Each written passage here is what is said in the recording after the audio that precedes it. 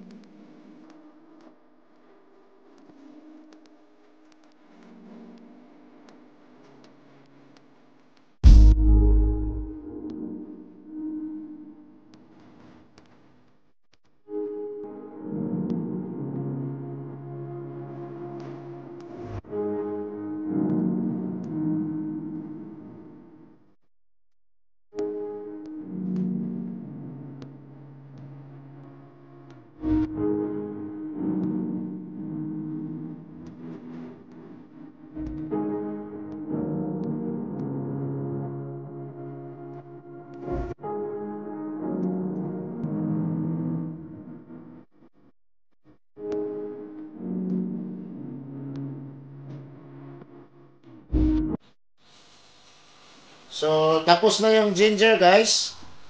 Ito na naman ating turmeric.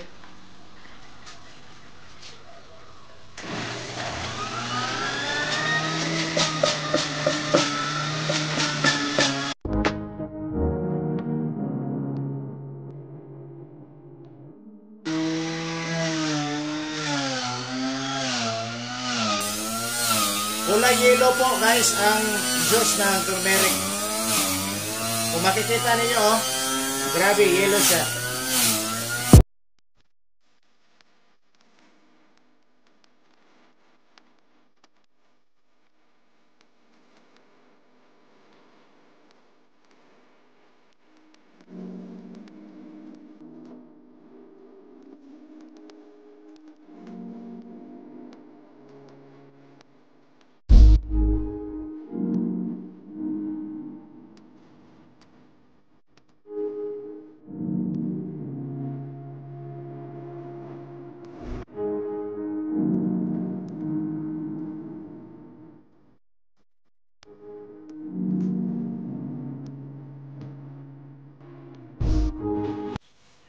So narito na ang juice natin guys. Ginger ito. At ito naman ang ating turmeric. Ayan, so simulan na natin lutuin guys. So ang ratio po nito guys, 1:1 ang ratio nito or 1:1. So mayroon tayong mga dalawang around 2 glasses of juices, isang glass ng ginger at around 1 glass also of turmeric. Ayan, so incorporate na yan, halo-halo na yan. So ating sugar din guys,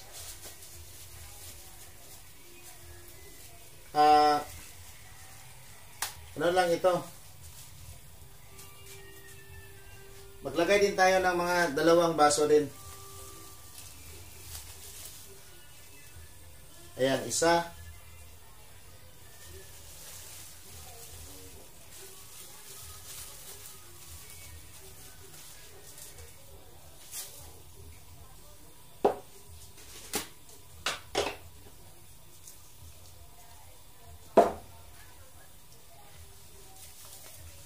Ayan, so 1:1 na yan guys. 1:1 ratio or 1:1.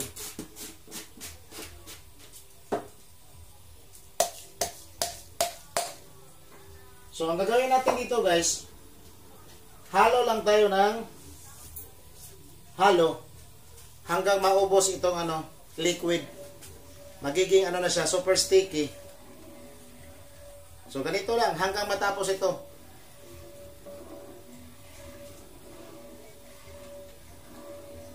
So hanggang maluto ito, hanggang super sticky na po ito, yung tamang consistency na po. So yun pa ang pag-stop ng paghalo.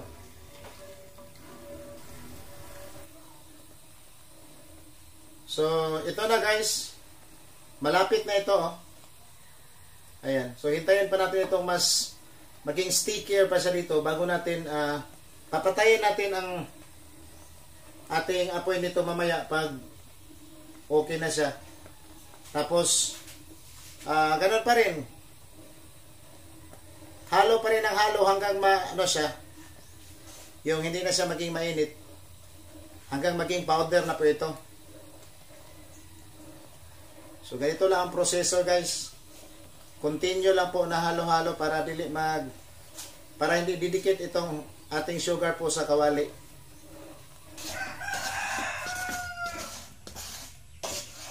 So narito na po guys. Ayan. So pagsapit niya guys na yung consistency niya guys ay malapot na, i-remove na siya sa yung apoy natin. Alisin na natin yung apoy. Patayin na yung apoy para magiging powder na siya. Continuous pa rin ang paghalo-halo para siya ma-powder. Ito na po. About to become powder na siya. Hanggang ito ay malamig na, fully powder na siya. Yan.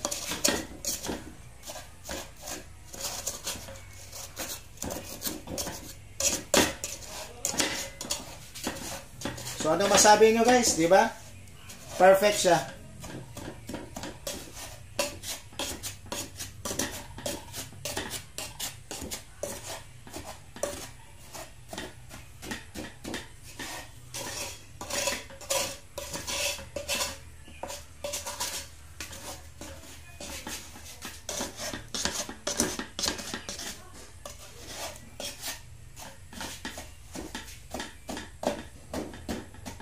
So yung mga matitigas guys, ipulverize lang natin hanggang powder na talaga lahat.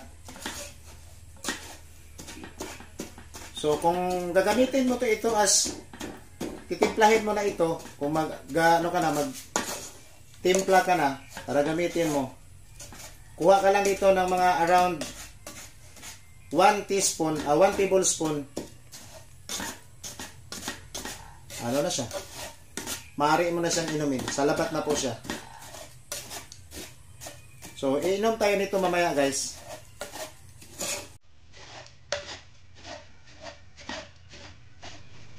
So, narito na po ang ating product. Ang ating 3-in-1 salabat. No? So, made of turmeric and ginger and sugar. So, 3-in-1 na siya. So, ito na po ang ating salabat. Now, punta tayo guys kung ano ang ating mga benefits na makukuha po kung tayo ay iinom po ng turmeric at saka ginger. So, una tayo sa turmeric. Ang turmeric ay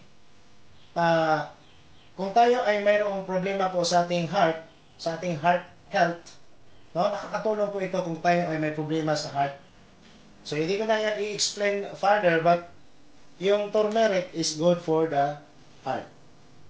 Pangalawa is yung tinatawag nating cognition. So, this is something about the brain. So, nakaka-boost ito sa ating brain. So, yan ang pangalawa na benefits sa drinking turmeric. Pangatlo is analgesic properties. So, ano itong analgesic properties? Itong analgesic properties, guys, kung mayroon tayong mga pain sa ating katawan, kapag tayo ay palaging umiinom ng turmeric, nakakaalis po ito ng pain. Pangatlo po is cancer.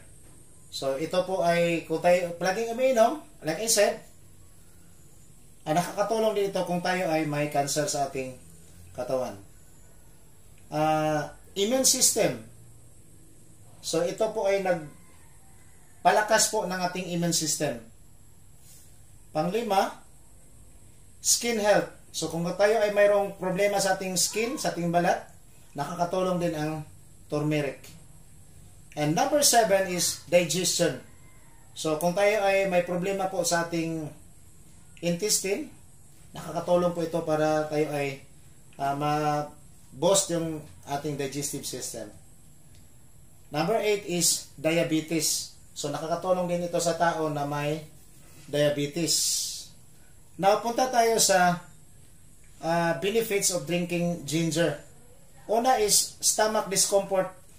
Kung tayo ay may discomfort po sa ating stomach, no, may mga konting pain, may mga kirot sa ating stomach, so ang ginger, nakakatulong yan. Number 2 is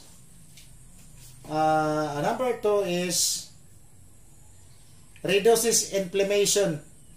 So kung mayroon tayong mga, halimbawa sa ating, kung mayroon tayong arthritis, di ba, kung may arthritis, may inflammation sa mga joint.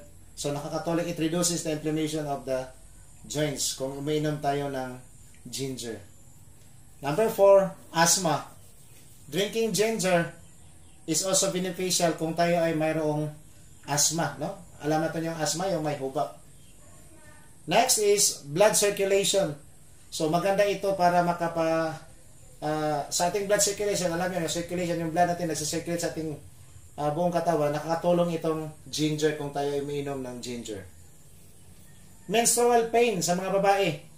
Siyempre, ang babae pag may menstruation, may konting pain yan. So, nakakatulong din yan ang ginger. Next is stress relief. No? Nakaka-relief ito ng mga stress. Alam niyo na kung ano yung stress. Next is cancer prevention. So, katulad din ng turmeric, nakakatulong ito sa isang tao, o kung kayo ay wala pang cancer, so ma-prevent ang cancer sa inyong katawan kung umiinom kayo ng ginger. Kaya this is highly recommended sa mga doctors, guys, na inom tayo ng turmeric at saka yung ginger kasi ito ay nakakatulong at nakapagpalakas ng ating katawan. So, that's all, guys, for today's videos. I hope nakapagbigay ako sa inyo ng konting kaalaman. So, if you think na bigyan ko kayo ng kaalaman, please subscribe to my channel. And don't forget to hit the notification bell para updated kayo palagi sa gagawin pa natin mga video. Thank you very much. This is your host, G. Cadiz.